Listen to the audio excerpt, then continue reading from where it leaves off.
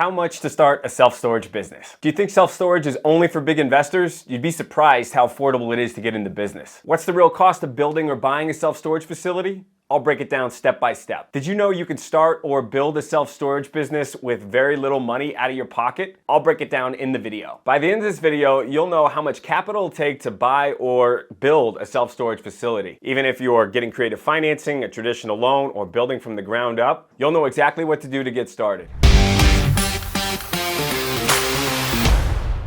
So when starting out, when you're buying a facility or building one, you need to know what type of facility you're going to go after. There's dense urban areas that you can own in, there's rural areas, there's resort areas, there's suburban areas. There's a lot of different types of self-storage, so getting clear on what type of facility is critical to starting your business. So the second thing you have to consider is if you're building, what is the land and what is the construction cost? For us, typically it's $50 to $60 per square foot. If you have a really easy site, it could be up to $80 to $100 a square foot. These are just parameters that we use, but it's really critical that you budget that out from the beginning. And remember, you're starting from the ground up, so it takes a lot of time to actually fill the facility, and that's one of the trade-offs when you're building versus buying. Buying a facility. I would highly suggest if you're starting your business or getting into self-storage, you acquire an existing one.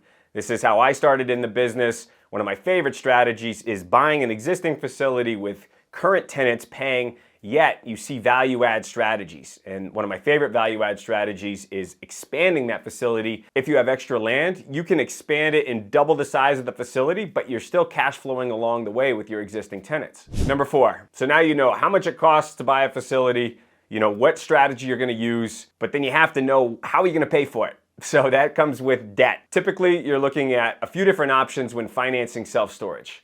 My favorite option is SBA financing. Now there's some restrictions on how much net worth you can have. There's 2 different types of loans where if you have a net worth of over $5 million, you can't get into the entry-level program of SBA, or if your net worth is over $20 million, you'd be excluded from SBA.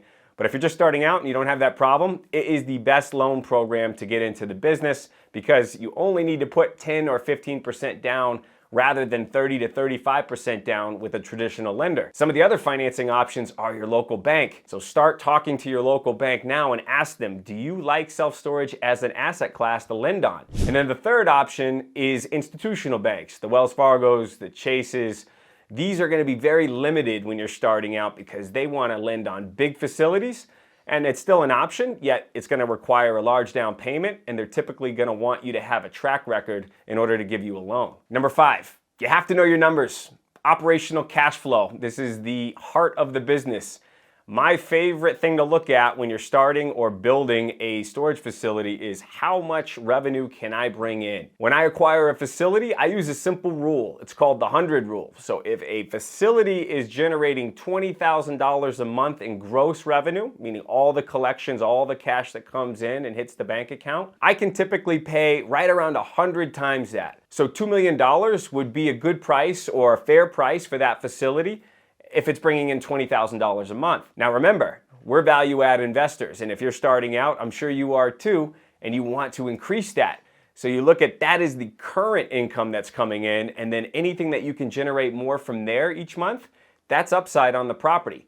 And then you have to know your expenses. If you have too many expenses and you don't know how to manage the property, then it's not gonna make any profit. So the key is knowing how much the facility brings in, and then how much does it cost to run it, and can you afford to cover your debt? And then is there any cash flow left over for you and your investors? In future videos, we'll go into what exactly are the expenses and how do you manage a facility. So if you have questions on running the numbers of how much it costs to actually operate a storage facility, go on my website, patriotholdings.com. We have a free due diligence manual and we have a calculator that you can plug in the numbers and you can see how much profit the facility will generate. Number 6.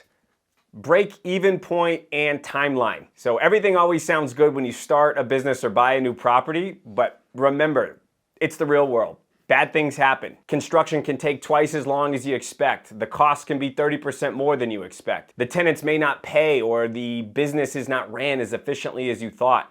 So put a buffer in there of error. The key thing you want to look at is, when am I going to break even? And if you're buying a facility, you want to be breaking even day one, and then you want to be cash flowing relatively soon within the first 6 months or the second you buy the property. And if you're building, this is where you have to be patient. It does not cash flow day one. we look for at least 3 years before you can actually stabilize your facility, meaning you build it, you fill it up, you cover the debt, that's your break-even point. And if you can do that right around 50% of the facility being full, that's a great deal. And then every tenant you get above that, that's where all the profit comes from, but you gotta have patience. So I went real broad on these topics, and if you have deeper questions, then put them in the comments below. I will respond to them personally. And when I started out, I made a lot of mistakes. Not every storage facility is a profitable business. I bought a facility in northern Nevada where there was a competitor, and he just loved to build storage for the sake of building storage. He didn't make a profit.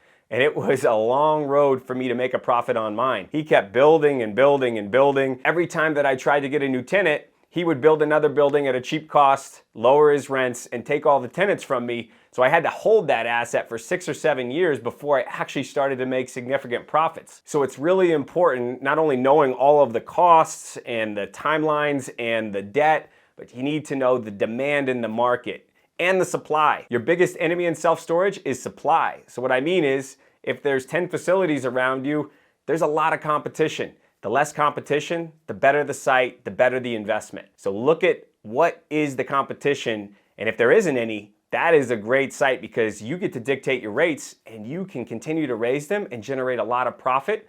And the barriers to entry, this is a really important point in self-storage. If no one else can build and there's a lot of houses, apartments, and businesses around you, then you have a gold mine on your hands. So now you know your costs and how you want to start in the business. The next question is, how do you really finance the deal? In the next video, I'm going to get into depth about how to finance a storage facility. We're going to get into all the different types of loans, and my favorite strategy is owner financing, where the owners are retiring, they don't want to run the business anymore, and they don't want to pay a lot of capital gains tax. So I'll give you some real good tips about how to work with owners. They'll be the bank, they'll carry the financing for you, and you possibly can get into the facility with almost no money down. So now you know the costs and how you want to start your storage business. The next question is, how do I finance it? We're going to get into depth in the next video, so click the link here. You'll know exactly what to do to get started so you can get the money to get the business going.